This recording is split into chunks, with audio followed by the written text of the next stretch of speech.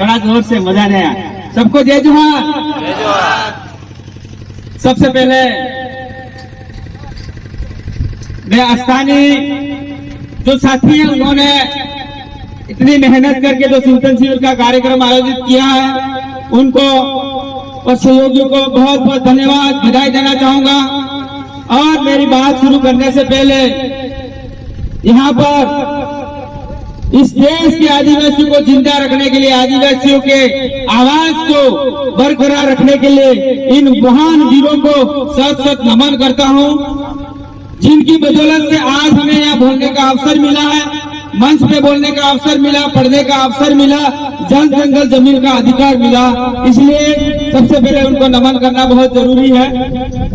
मुझे कम समय मिला है, मैं सबसे पहले आदिवासियों के बारे में थोड़ा सा ही बताऊंगा।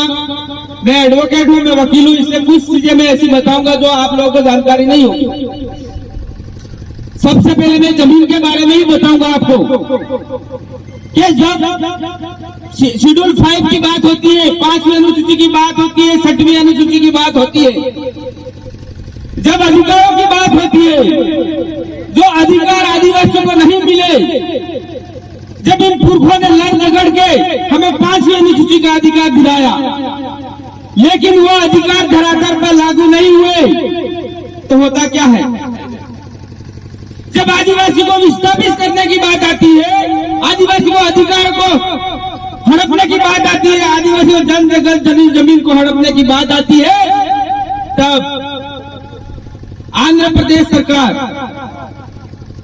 उच्च न्यायालय में एक जनहित याचिका दायर की दोस्तों 1993 में।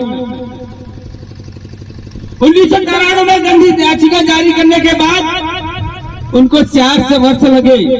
4 वर्ष बाद सुप्रीम कोर्ट ने 11 जुलाई 1997 में आदिवासी के हित में समता जजमेंट का एक सुप्रीम कोर्ट का जजमेंट आया दोस्तों।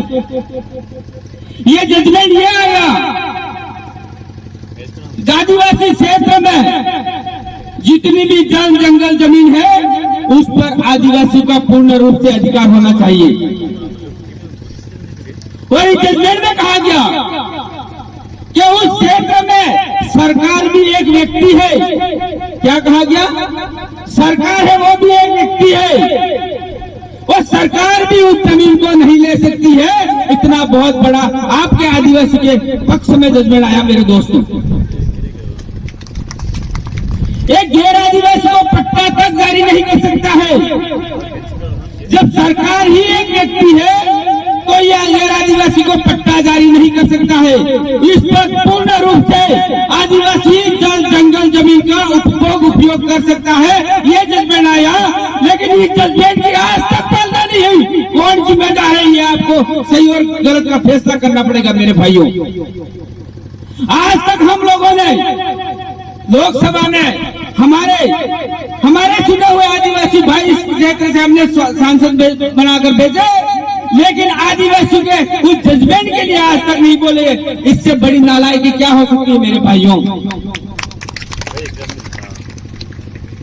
हमने भेजे हमारी बात रखने के लिए, लेकिन नहीं बोली हमारी बात। इसलिए आज ये लव कुश वाटिका बन रही है। किसके कहने पर बन रही है मेरे भाइयों? आज इस पहाड़ी पे बन रही है, कल आपके इस सामने वाली पहाड़ी पे जाएंगे तो आदिवासी कहाँ जाएगा? जब गैर आदिवासियों के लिए कोई भी कानून बनता है, उसको 1 महीने के अंदर अमलीकरण कर दिया जाता है, उनके लिए लागू कर दिया जाता है। लेकिन आदिवासी के जितने भी जजमेंट आए, एक भी जजमेंट की पालना नहीं की। इसलिए जरूरत है आदिवासी विचारधारा को खड़ा करने की जरूरत है। आदिवासी के अधिकारों के लिए बोलने वाले पार्टियों को आगे लाने की जरूरत है दोस्तों। नहीं तो आने वाले समय में ये आदिवासी को यहाँ से विस्थापित किया जाएगा। ये पैम्फलेट में लिखा है आपके लिए, यहाँ पर टाइगर प्रोजेक्ट, यहाँ पर लव कुश वाटिका, तो आदिवासी कहाँ जाएगा?